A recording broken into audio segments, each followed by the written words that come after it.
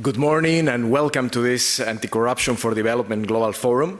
I would like to start by thanking our co-hosts today, Transparency International, UNODC, USAID, the United Kingdom's FCDO, the Foreign Ministry of the Netherlands, the Chandler Foundation, and the U4 Anti-Corruption Resource Center. This is a work that we are all doing in common, and this is a big agenda for all of us. Corruption continues to be a very critical issue for all of us here and in the world, and it carries very large costs for developing countries. Unfortunately, it has also a very disproportionate impact on the poorest and most vulnerable, as you were seeing in the video, by increasing the cost of health, the cost of education, water, justice, and even taxing transactions every time that citizens interact with government in some instances. It also affects public infrastructure, large projects that go into large overruns, costs that were not part of the original project. We run into issues of low quality in infrastructure that then needs to be addressed by additional fiscal costs of doing renovation and refactions, etc., at the cost of taxpayers and all citizens, and also infrastructure that has poor safety, and then we pay sometimes in human life those costs. So corruption also affects all that in public infrastructure. And of course it reduces private sector investment, because private sector investment wants certainty, wants rule of law, and corruption doesn't bode well in that context. It also increases the financing cost of the sovereign, and by doing that influences the cost of everybody in the country. So the corruption costs permeate across different aspects. Actually, we were measuring these type of issues in our enterprise surveys. We do this in 144 countries, and just there, 1 in 5 of the respondents, these are firms, highlight that they had to make an informal payment for procurement. They admitted there. So procurement is one of those large categories of corruption that takes place in countries. Think about a developing country. On average, depending on the size, they spend between 3% and 8% of GDP in public procurement. Of course, larger economies spend more than that. But that's a significant chunk, and there's significant corruption is one of the main avenues. So curtailing that, curbing that has a big influence.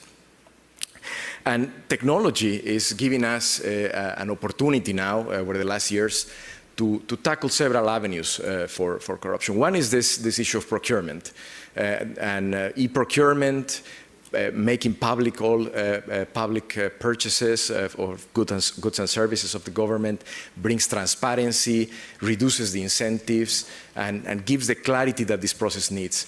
By all means, it doesn't cut corruption in its totality, but it helps in the right direction. Same for taxes. At the beginning, it's costly to implement measures to have electronic invoicing and have a more digital approach to avoiding, to stop avoidance and especially evasion in taxes. But over time, firms get used to it. It's a much more transparent way to approach the issue. And citizens also appreciate that there's less interaction with tax officials in some countries where this is problematic. So that's another way. And another way that we are seeing a big surge, including in projects in the World Bank, is through GovTech. GovTech offers an avenue to automatize and put in a digital way all the interactions that citizens and governments have with each other. And by reducing that human interaction of citizens and government, we also reduce opportunities for corruption. And typically, we call those interactions between citizens or small firms and government as petty corruption. But for those people that are, especially the ones that are poor, vulnerable, have low income or small micro firms, it's a big cost. It's a tax that they have to pay. Tax in money, tax in time, etc. So bringing that to the government interactions with citizens also is a very important avenue to build trust. So that's one block, technology. But there's a second block that it's well known, and we see that it's also helping a lot, and it's access to information. Access to information puts forward the opportunity for journalists, NGOs, and citizens to access the information that the government has on all categories, on all issues. And that on its own helps to bring the demand side to this. This forum is about building trust, and to build trust you need the supply side interventions, but also you need the demand side aspects of better governance and anti-corruption, and that's citizens engaged and looking at what their governments are doing. So access to information is very important. From our side, the World Bank has been working on this issue for a long time and remains a critical part of what we do. We have done, over the last 5 years, $23 billion in 119 projects that have a component on transparency or accountability or good governance. So this remains at the core of what we do, and we do it through our different operations. We do it through our policy dialogue with the authorities, and we do it through all our internal policies on how we do procurement and fiduciary. In Brazil, for example, we work with the government and supported an artificial intelligence system that actually can link different databases that are public and some others that are not public, and through that system identify potential fraud in tax administration. That same type of approach to technology can help on procurement, can help on many audit aspects of a country, and again can bring some light from the supply side on what's happening. In Bangladesh, we're working with the authorities to publish all procurement data online, all purchase of goods and services, again, bringing light to that aspect. In Ukraine, in partnership with a number of players and other partners, we supported the establishment of a high anti-corruption court. In Mauritania, we helped to set up the financial intelligence unit to fight money laundering. And here, this is another aspect, another side of the coin on corruption. Anti-money laundering, our own initiative here at the bank on stolen asset and recovery initiative, and overall the agenda that we have on illicit flow of funds.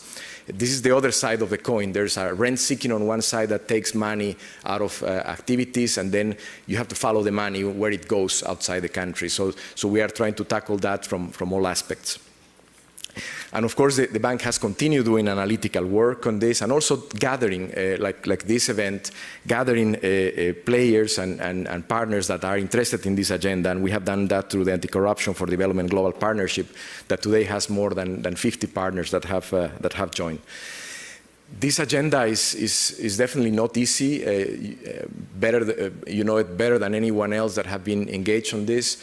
Opportunities of corruption are everywhere, and our approach is to tackle those aspects first from the supply side, on every aspect that generates an opportunity, through our operations, through our policy, through our analytical work. But also we need to focus on aspects that foster the demand side of it, as I mentioned earlier, so the citizens get engaged on this agenda. That's the only way to build trust on both sides. So with that, I know that you will have two very interesting days, and we'll discuss many of these topics and many more topics in a lot of detail. So I wish you very productive discussions. Thank you.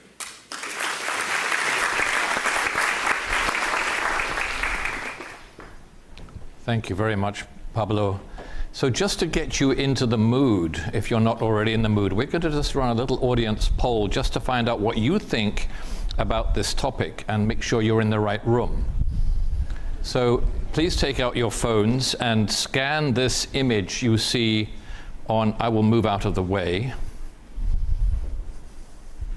And we have a couple of questions, and I'm assisted by Mark over here as our tech wizard. And we're going to ask a couple of questions. The first one here is a little bit sort of frivolous. I want to understand whether you can get into the software, first of all. And I just, in the interest of, because we're talking about anti-corruption, nobody can see your answers except us up here. So this is completely anonymous, I promise.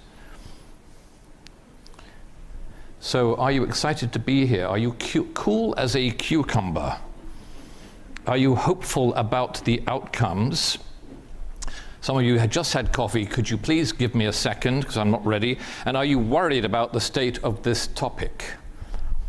We have a clear winner excited to be here. That's good. And so you're all in the right place, right? Good. Excellent.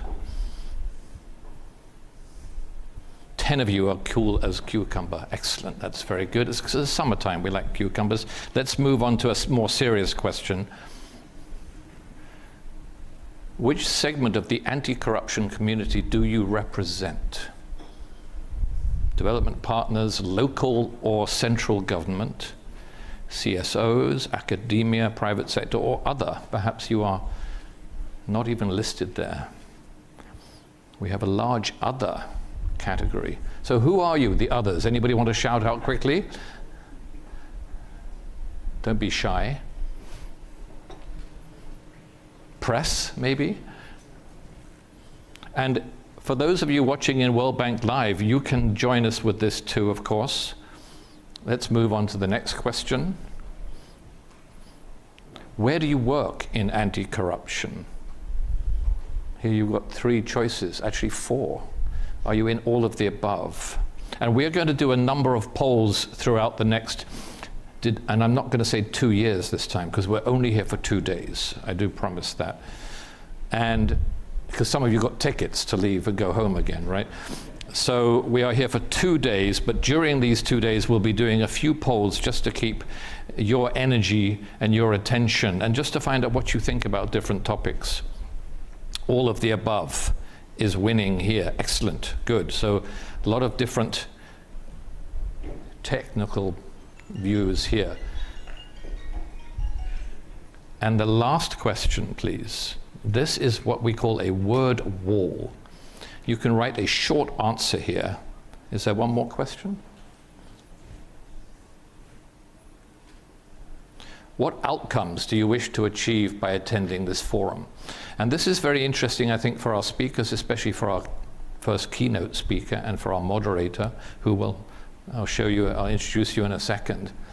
What do you hope to achieve by attending this? We want to network, we want to learn from each other. Collaboration is key. We want to have new ideas to implement in my own country. Develop some urgency, new insights, collective action, and I believe that's exactly why we are here. This is about collective action, learning from each other, assuming that we don't know all the answers yet. Together we can form partnerships to try to solve some of these questions. Anything else? It seems to have stopped there. Is that good enough? All right. Thank you very much for playing along. With that, I would like to introduce our keynote speaker. Let's go back to our slides, please. Keynote speaker is Francis Fukuyama. Mr. Fukuyama, please join me on stage. It's really nice up here.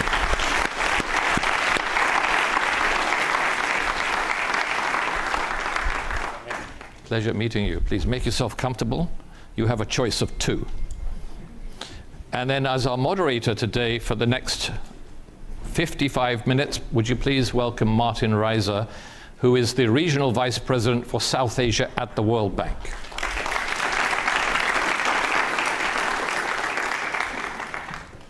Good morning, nice to meet you. Both microphones are ready. And I'll leave everything in your capable hands. I'm here if you need me.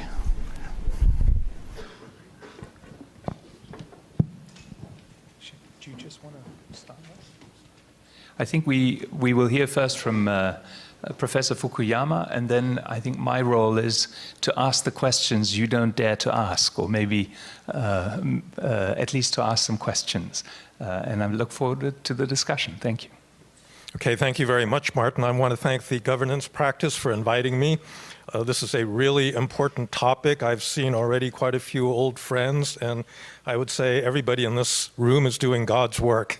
And it's important that we do this collectively and do share knowledge. So let me just say a few introductory things about corruption and put it in a little bit of a historical and cross-national perspective. Okay, what is corruption? The standard definition, it's the diversion of public resources for private gain, but under that broad heading, there's actually several different phenomena that have very different approaches that are necessary. So, you know, the most obvious is just pure theft of state resources. This can go all the way from, you know, petty corruption in a customs agency, all the way up to what's called state capture, in which the major institutions of the state are actually controlled by people who don't have any interest in public benefit, but want to use it for completely private purposes. This was supposedly characteristic of the previous president in South Africa, and it's not, and it continues up to the present day. There's another form of corruption that is more related to politics. There was a book called Violence and Social Orders by Doug North, Barry Weingast, and John Wallace that talked about the role of rent-seeking coalitions in stabilizing conflicts. Basically, you can either fight over resources or you can agree to share them, but in the process of sharing, you essentially get to exploit those resources for your own gain. If it's a question of whether it's better to be in a civil war, like the one that was in Bosnia, or a peaceful situation like the one that appeared after the Dayton Accords, you're probably better off being peaceful, but it means that you've, in a way, fed a lot of rent-seeking, because that's the basis of the peace. There's another form of corruption that acts as a kind of lubricant for dysfunctional states, where the state procedures are so cumbersome that paying a bribe will get you the license or, procure an outcome that you want more easily. If you're in a emergency, crisis, you oftentimes want to disperse funds quickly, and if you have to fill out all the paperwork and do the due diligence, you're not going to get effects. So that's a potentially good solution, but it's covering over a very dysfunctional state.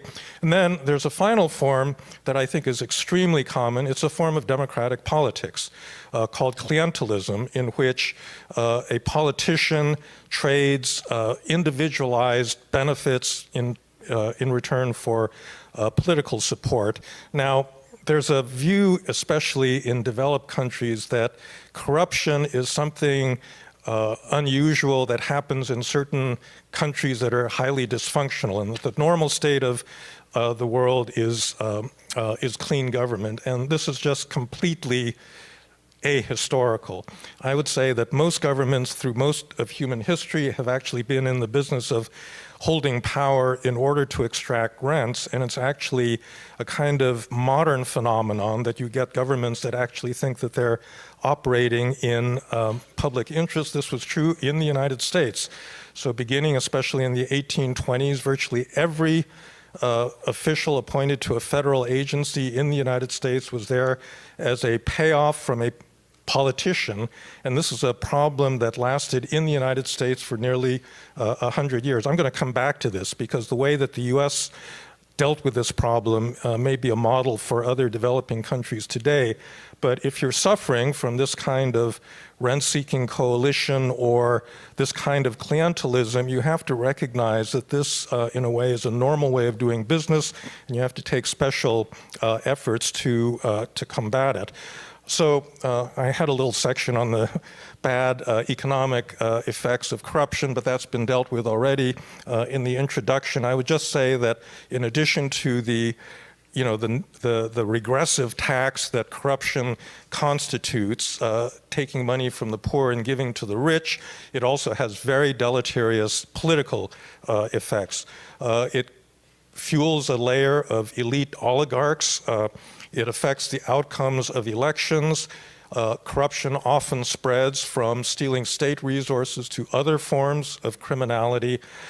And finally, in line with the overall theme of this workshop, it breeds a generalized distrust, a feeling that all politicians are in it for themselves and that there's really no trustworthy institution to which they can return, and that in turn is a breeding ground for populism and for various other forms of very counterproductive politics. All right, so in terms of dealing with corruption, I think the solutions depend very much on what type of corruption you're dealing with. And there are different fixes. So if you look at petty corruption up through procurement, some of the kinds of issues that have already been mentioned, I think that there are effective solutions.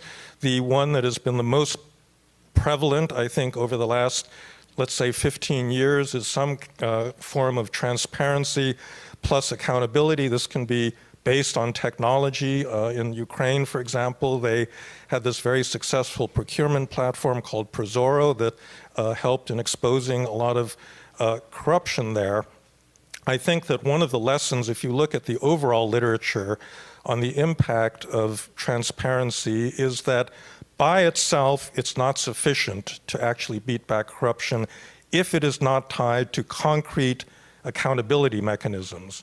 People can find out about corruption, but if they don't actually have a political means of holding the officials that are corrupt accountable, that information isn't going to do any good, and therefore you need to think about the politics of accountability as well. If the corruption is a result of a power-sharing deal that has settled a conflict, that in a way is much harder to deal with, because if you undo the political settlement and the rent-seeking coalition, you're threatening to go back into the same conflict that got you into that situation in the first place. And one of the dangers of that kind of situation is that it's not transitory, it hardens into a kind of permanent power sharing. I think that Lebanon is the classic example of this, where in order to solve the sectarian divisions in that country, there's a consociational division of power that nobody can do anything about at the present. You can have corruption countered by modernization, because as a society modernizes, you get civil society groups, you get a business sector, you get different actors in the society that actually want effective government. They don't want to have to pay bribes. That was very critical in the American story beginning in the 1880s when you had a big civil society movement arise led by the business community that actually wanted to have clean government. And that was the basis of the Progressive Era coalition that did things like pass the Pendleton Act, that put the American civil service on a merit basis rather than a patronage basis. And then the final point I'd like to make is one that's I've been thinking a lot about, which is that ultimately I think the solution to corruption is state building. That is the creation of a modern, impersonal, high-capacity state. Now, state capacity and anti-corruption are related, but they are not the same thing. Obviously, if you have a highly corrupt state, it's not going to effectively deliver services to the population. But it's possible to have, for example, a relatively strong state that has a high degree of corruption. That was China, particularly before Xi Jinping's anti-corruption drive, where the state was actually producing good outcomes, but there was a lot of corruption. And you can also have an uncorrupt state in which the state is kind of feckless and weak. I would say that Moldova under Maya Sandu right now, has got a very good uncorrupt top leadership, but it's an extremely weak state that has a lot of trouble dealing with the kinds of challenges that it's faced. And I think if you look at the history of modern states that have managed to grapple with the issue of corruption, a lot of it really has depended on state building. And then where do the incentives for state building occur? I think that a lot of it actually has to do with things like military competition. This was true in ancient China, it was true in early modern Europe. It's true in Ukraine today, right? If you think about what's going on in Ukraine, given that they are in an existential fight for their lives, if you steal resources at a moment when you and your family could get killed as a result, you're going to turn to public interest rather than to private gain. I think that one of the other alternatives is the one that I just mentioned, which is as a result of effective leadership of a civil society political coalition, you can push for reform of your political institutions. But the state capacity is still really important because people care about outcomes. They don't simply care about procedures. And if the state actually delivers outcomes, then it's going to have more trust and it's going to be seen as more legitimate by citizens. I guess the final point I'll end with is the question of political power. And that explains in many respects why a lot of efforts by development institutions have had rather disappointing results over the past, let's say, 20 years. Corruption exists because it is in the benefit of very powerful political actors to be corrupt. And if you don't dislodge those political actors, you're not going to really deal with the problem.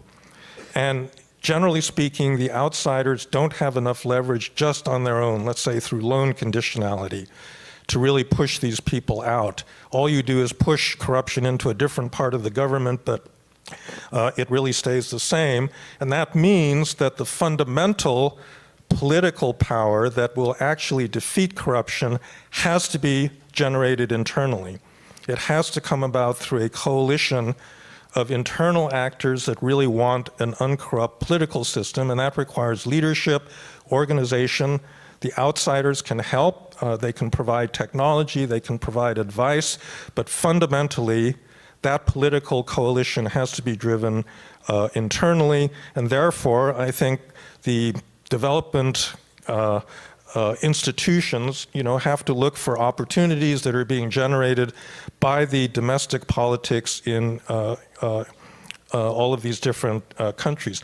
If you don't solve the problem of corruption, I think you've got a really big problem. We've seen this general erosion of trust. There are many polls and indicators that have shown that across the world, trust in governments has been falling very dramatically over the last 40, 50 years, and that includes rich countries. It includes the United States, where social trust and certainly trust in government is at historic lows. And this is really what breeds populism, because what populists say is that there is an elite conspiracy that doesn't take the interests of ordinary citizens into account, and we are being manipulated. And indeed, if there's a high level of corruption, they are being manipulated. And therefore, I think that for a healthy democratic politics, if you don't solve and address both of the issues of corruption and of building state capacity, you're going to end up in a very dysfunctional form of politics. So with that, I look forward to our conversation.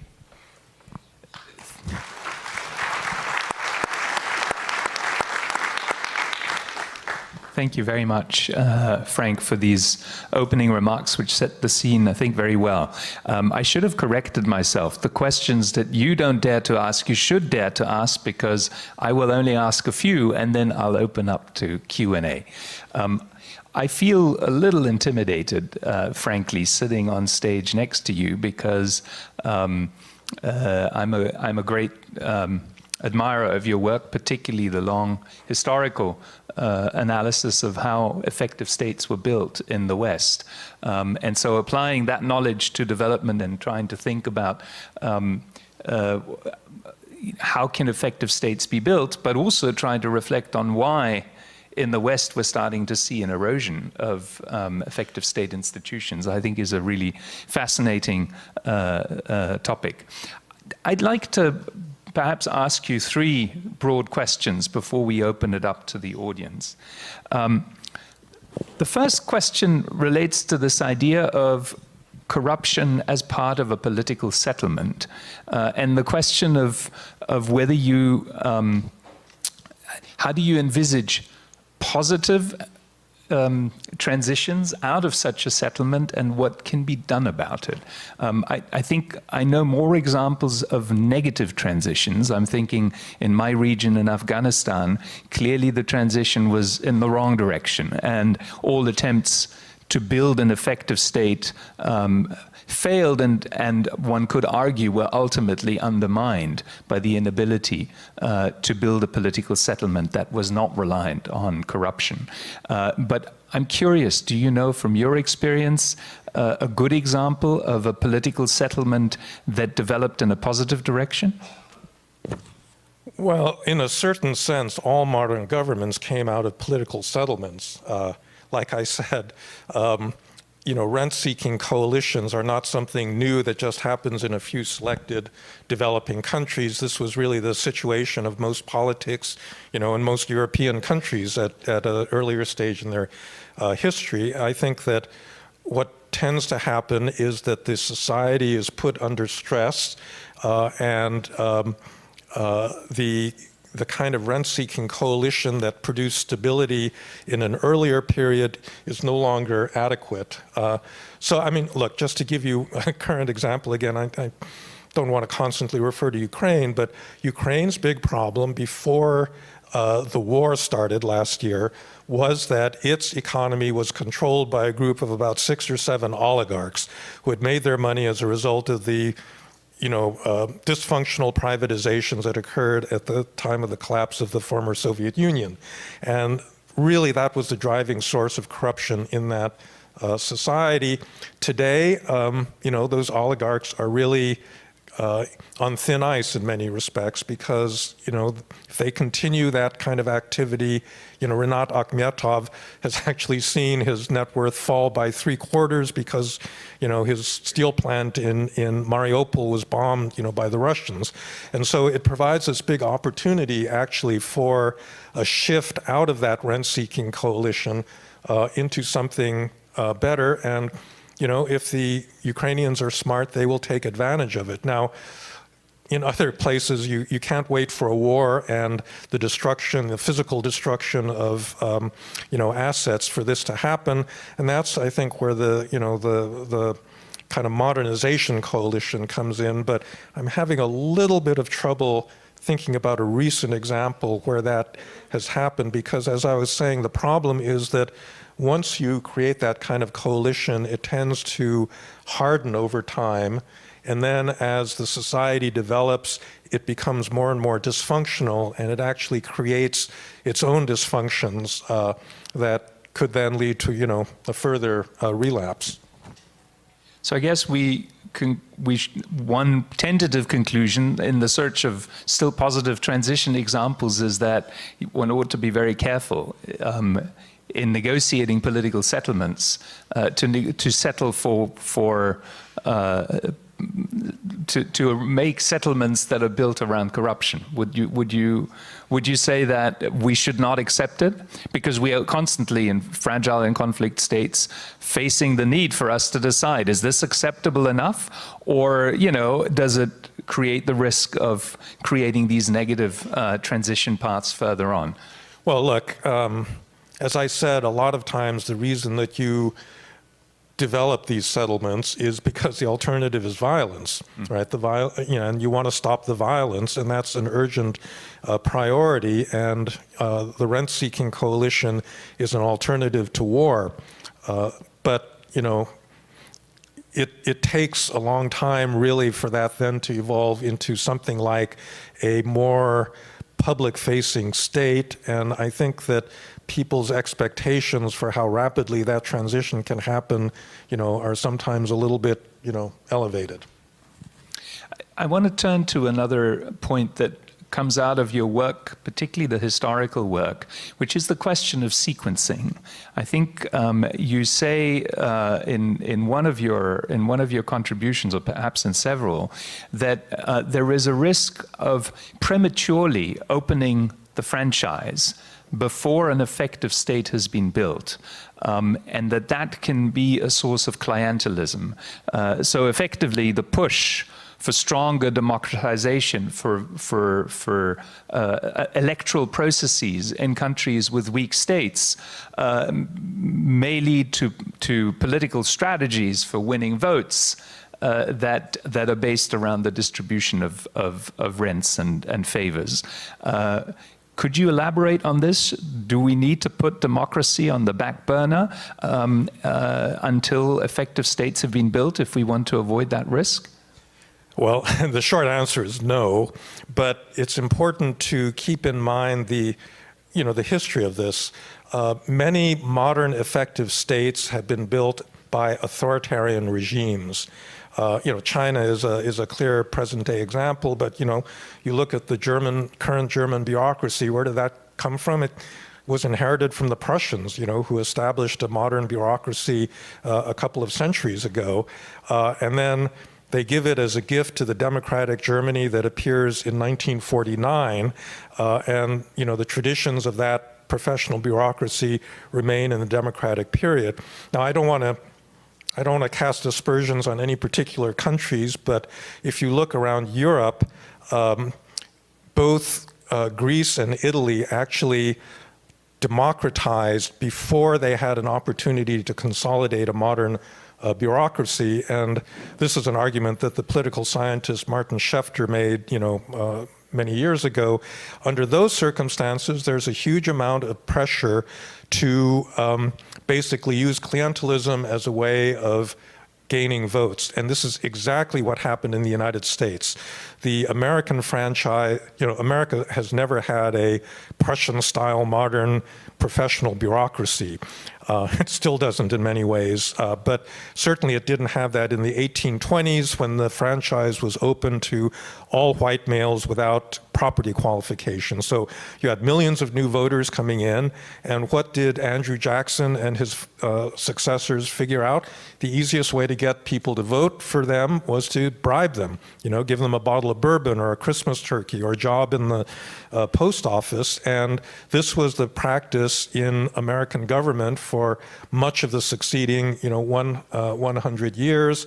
And I think that you see a lot of those problems occurring in Southern Europe, again, because both Greece and Italy opened up the franchise before they had really consolidated this kind of modern professional bureaucracy. That doesn't mean you can't get there. The United States got there, and Italy, actually both Italy and Greece have made certain strides in that direction, but it is a problem. Now, the reason I say it's completely irrelevant to the present is that there's nobody in the world who's in a position to say, oh, okay, we're going to delay democracy for 20, 30 years.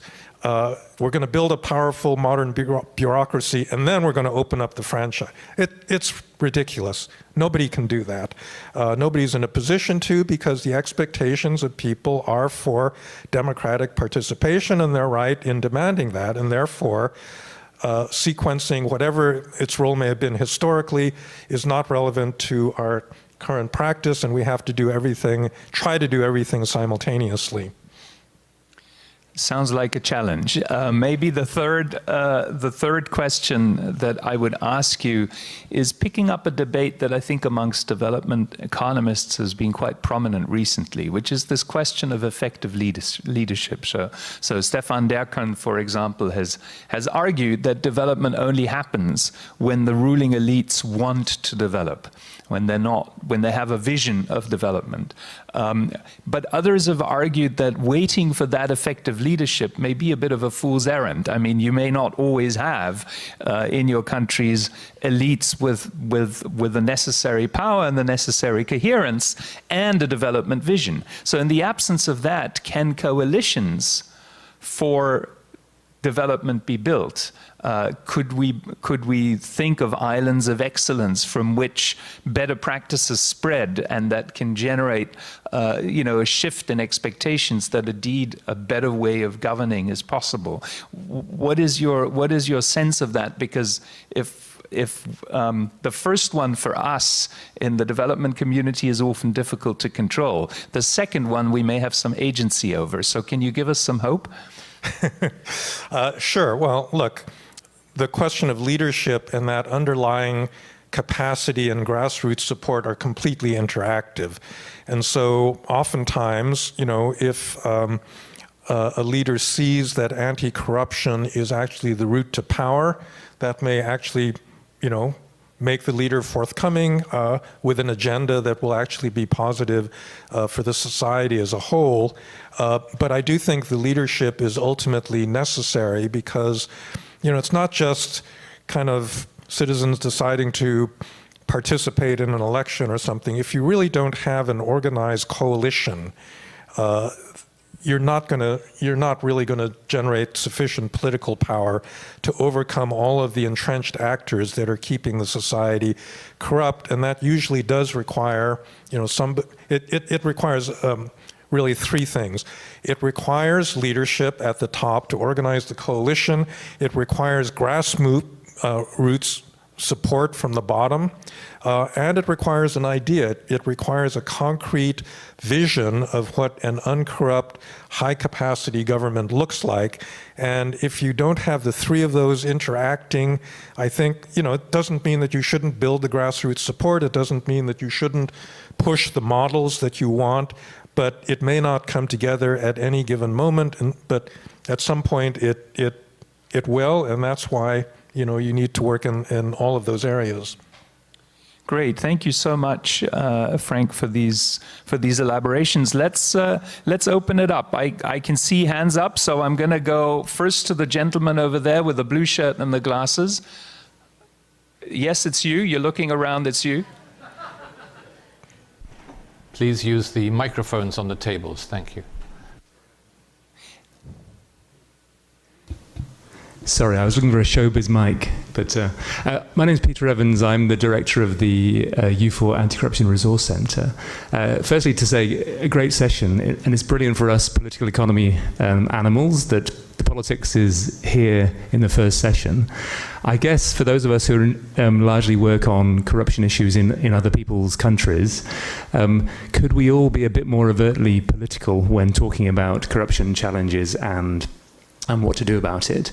Because I was kind of expecting the politics to come up in day two in terms of talking about the political economy reality. So it's great that we're front and center in the first session. But is there behaviour that we could do differently? Is there other things that we could do differently to make sure we don't lose this focus on politics? Thank you. I don't know if you want to answer. Well, okay, let me just respond to that. So another phenomenon that I haven't talked about is something that I labeled with a very long word in my political order books, which is repatrimonialization. That is to say, because rewarding friends and family is a natural form of human sociability, even if you get to a modern state that has a professional bureaucracy and is supposedly operating in public interest, that doesn't mean that you can't go backwards and that there won't be powerful incentives for players to repatrimonialize the state and re-corrupt it. And I think that we're seeing examples of that in the United States. You know, if you look at some of the things our past president was doing, it was basically clientelism, right? You only do emergency disaster relief for states that voted for you, you know, this sort of thing. And so I think that, first of all, it should make people that live in developed countries a little bit less arrogant about, you know, their own systems and recognize that they are also subject to backsliding and, you know, dysfunctional government. But it means that, you know, you can't ever relax, because the moment that you think you've defeated, you know, corrupt forces in one sector, they're going to reappear, because I do think that there's a sort of natural tendency, you know, in a way, a modern state is a little bit unnatural. The idea that you should hire somebody on the basis of their qualifications rather than hiring your cousin or your, you know, your son-in-law, and that, you know, is something that we see all around us today. Yes, please.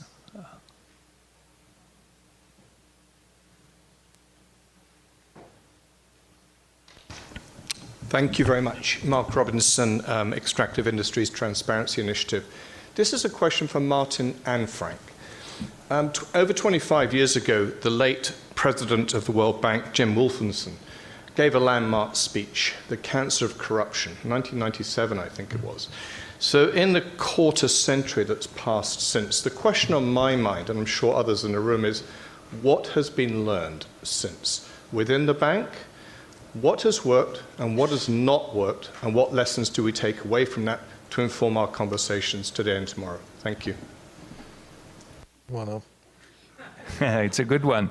I can only really speak with confidence on countries that I know. So I worked in Uzbekistan, Ukraine, Turkey, Brazil, and China. And now I work on South Asia, but it's a region I don't know very well. I do think we have a lot of positive examples in the areas that Pablo mentioned in his introduction. I think we've gotten much better at using technologies.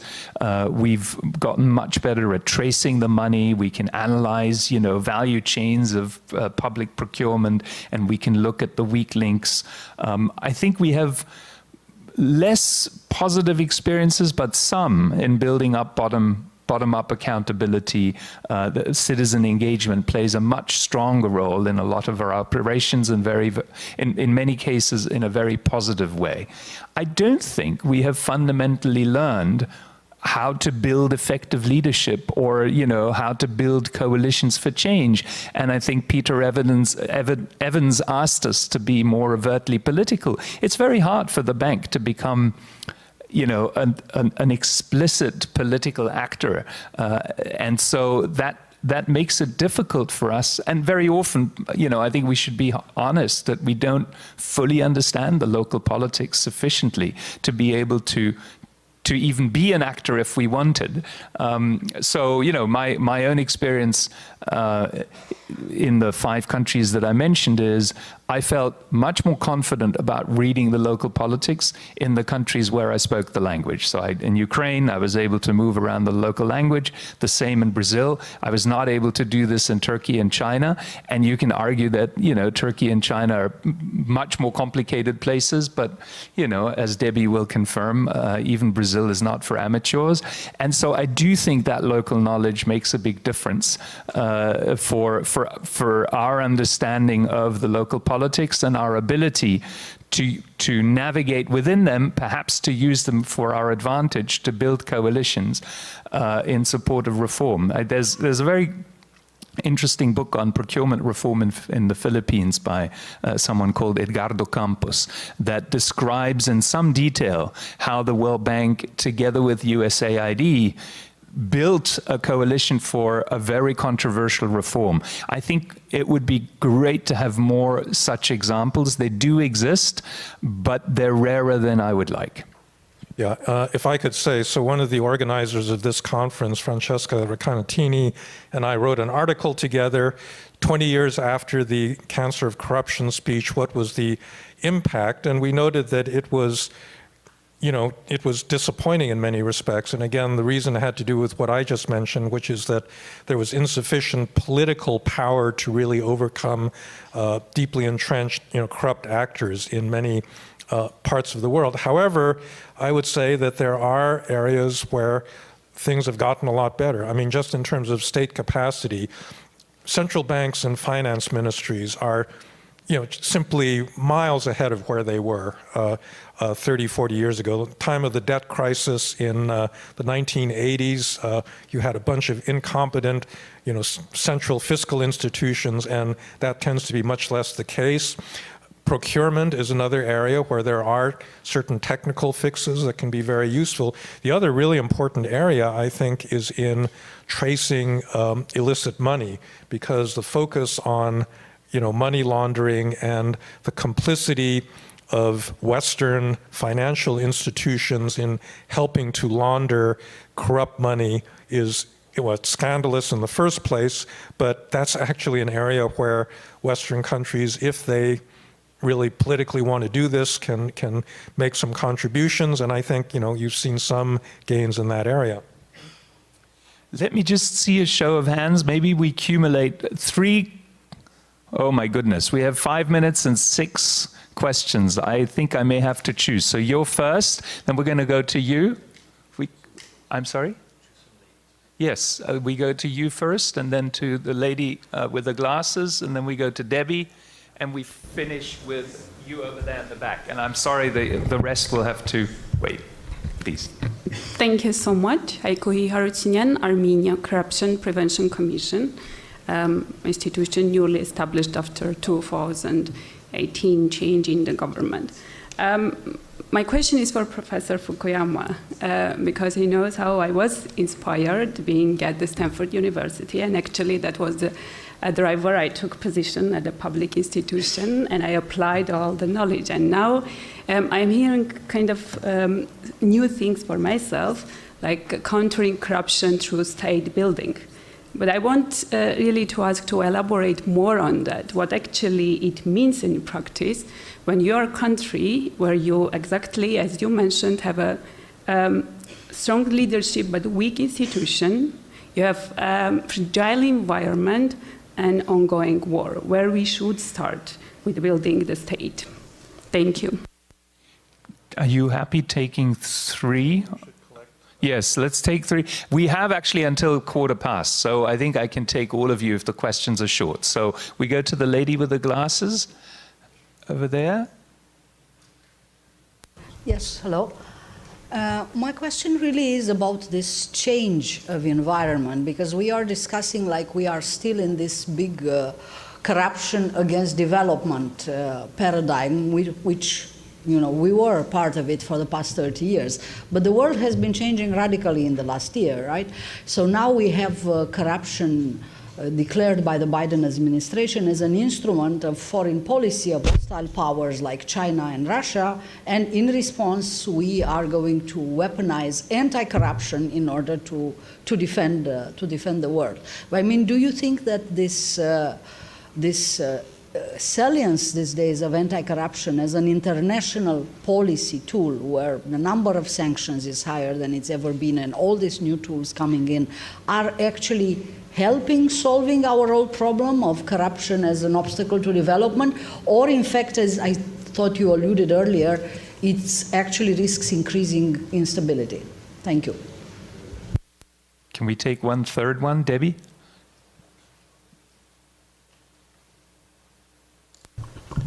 Thank you. I'm Debbie Wetzel, former Senior Director of Governance here at the bank and now an independent consultant. Frank, you talked a lot about the importance of high state capacity, but this term state capacity, it would be useful if you could unpack that a little bit for us. Thanks so much. What does it mean? Right, sure.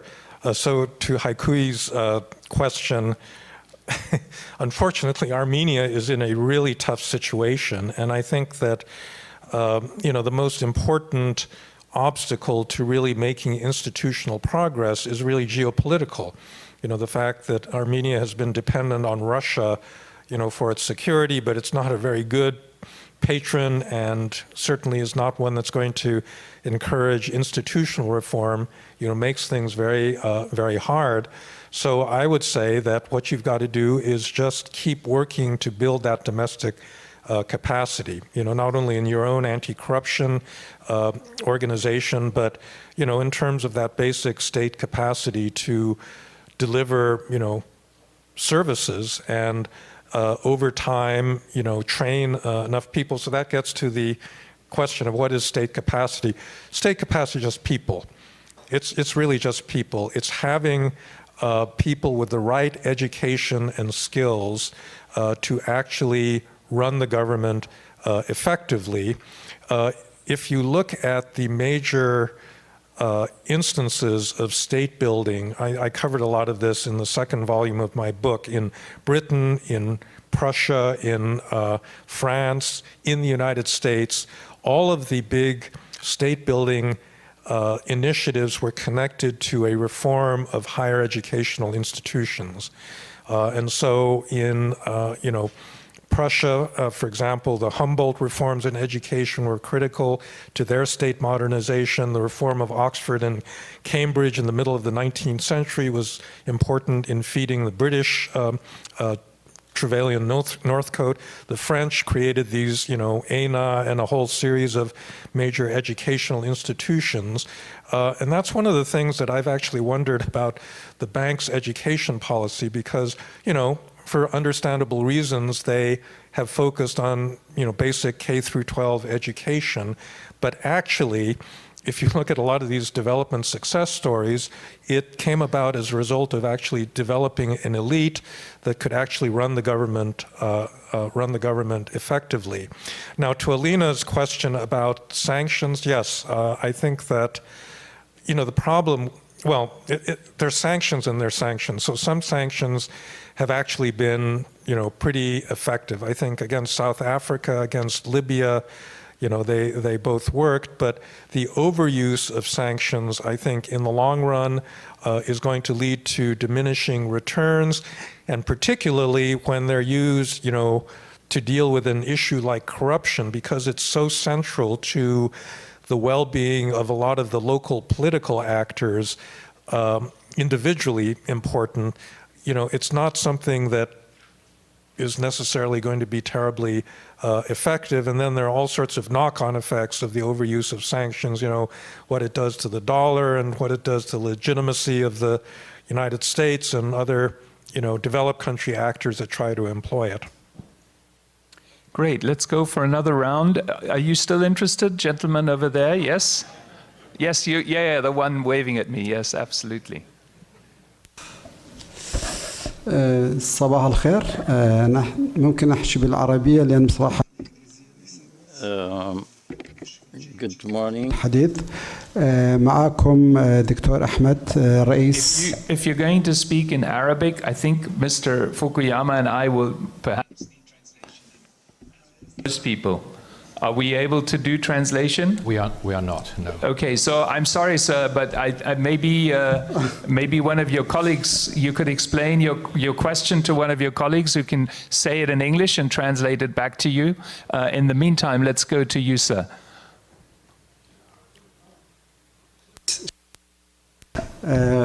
صباح الخير. Good morning for all. Okay, good.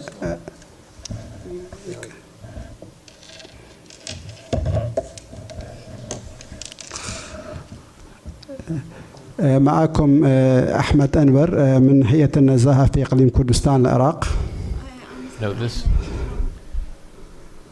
we won't be able to. Yeah. We have translation. We can translate. Dr. Ahmed from Kurdistan region of Iraq, Commission of Integrity. أريد أسأل مستر فوكوياما سؤال. I want to just ask a question. مشكلة الفساد لدينا في الشرق في دول الشرق بصراحة لدي إشكالية كبيرة. The problem of corruption is actually something important here in our region. مشكلتنا بأن الحاكم يعتبر الشعب وكل الممتلكات هو مملك له. The problem is the governor actually looks like he suppose everybody and the citizen is included to him. وأعتقد لأن جرائم الفساد هي جرائم الهدف منها الحصول على المال وعيش بشكل أحسن ولو كان بطرق غير مشروعة.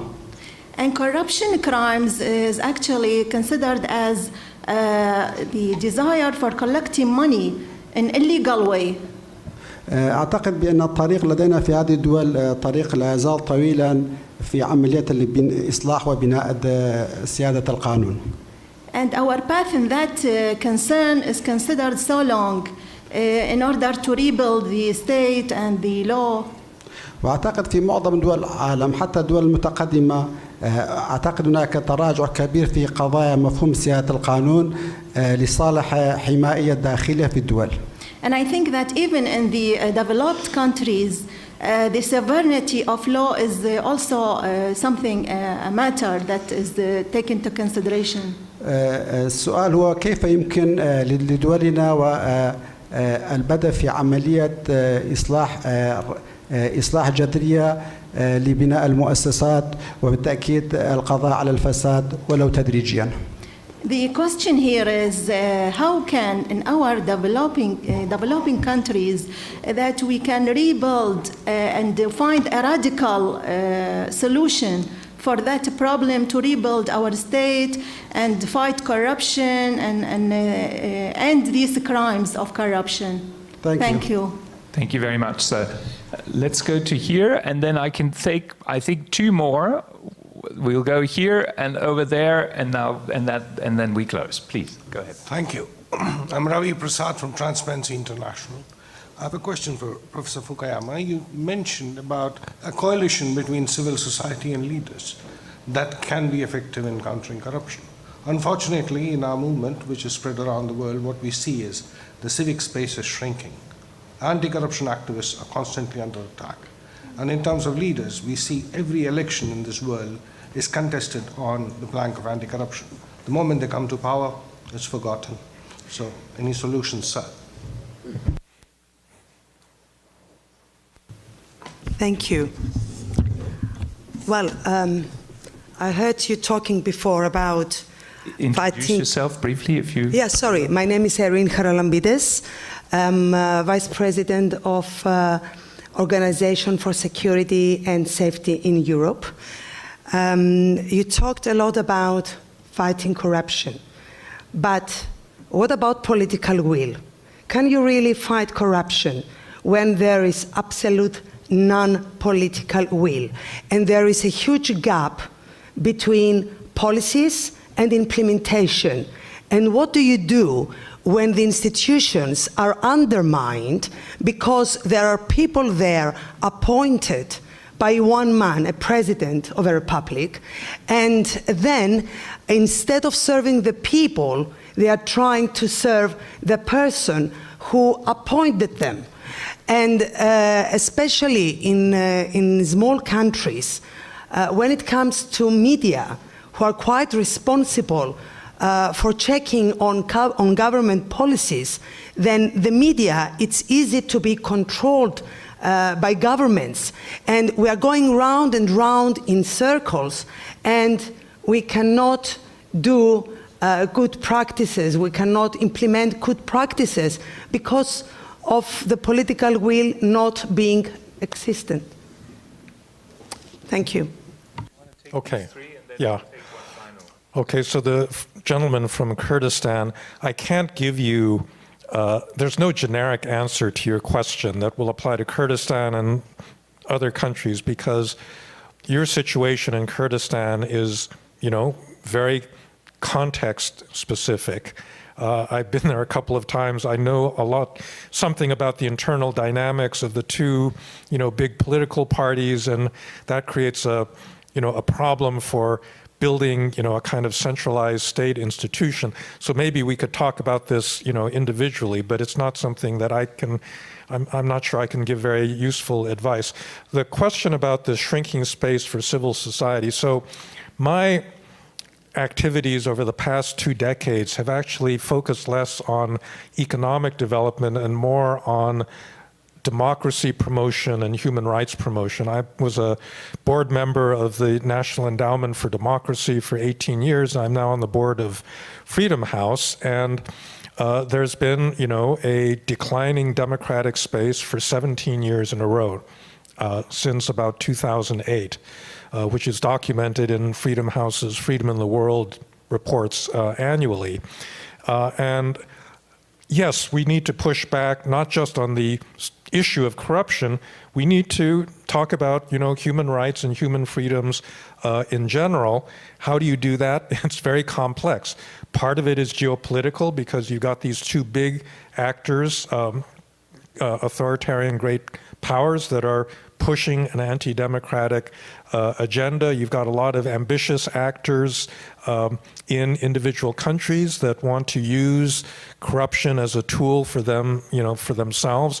And you've got this weakness, I think, in a lot of developed countries. So the United States, because of its internal political problems has not been the kind of model that it would have been 20 years ago for other countries. And I think a lot of people, outside the United States say, well, maybe you Americans should go solve your own problems before you lecture us about, democracy. So there's many different elements to this about how you push back, but I agree with you that the struggle against corruption is one important part of a broader set of issues.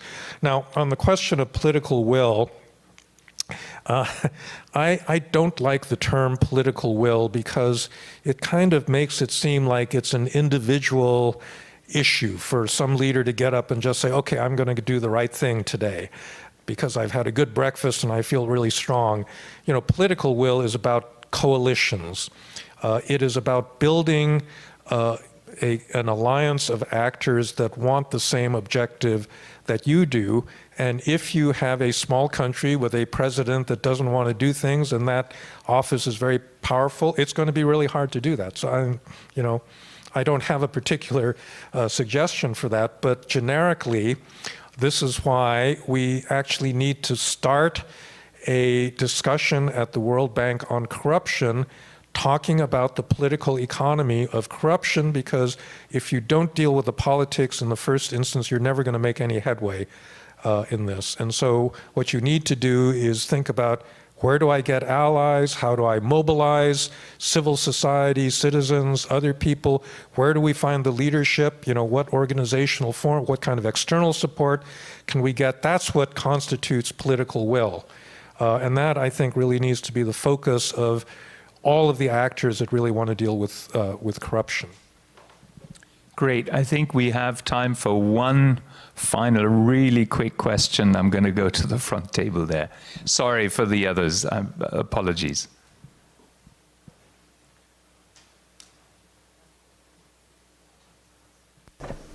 Yes, it's working. Thank you for the opportunity. My name is Arkan. I'm representing the United Nations Development Program, UNDP. And my main area of work is in the Middle East and North Africa, so I'm responsible for the anti-corruption programs there. Of course, there are standards, evolving standards on anti-corruption, good practices, lessons learned, but as you rightly said, supporting anti-corruption is highly dependent on also understanding the context.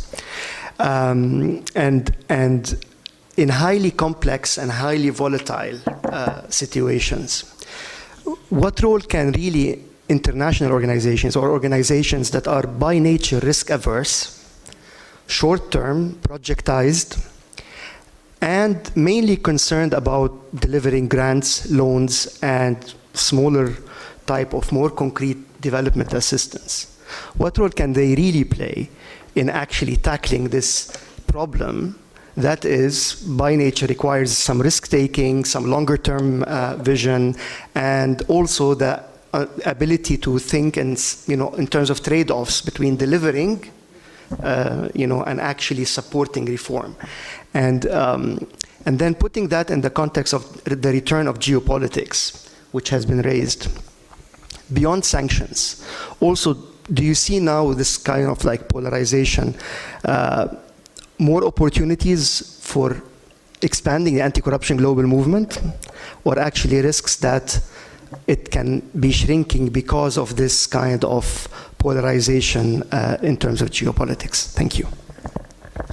Well, as you yourself noted, there's no generic answer to your question about what development organizations can do. It really depends on the country.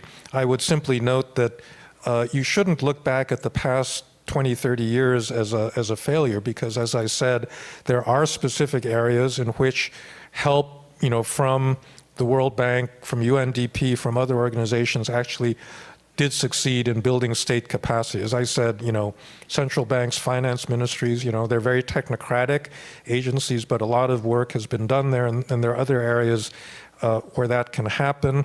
I think that what's important to recognize is, as I was saying, the fundamental driver of improved institutional performance has got to come from within the country.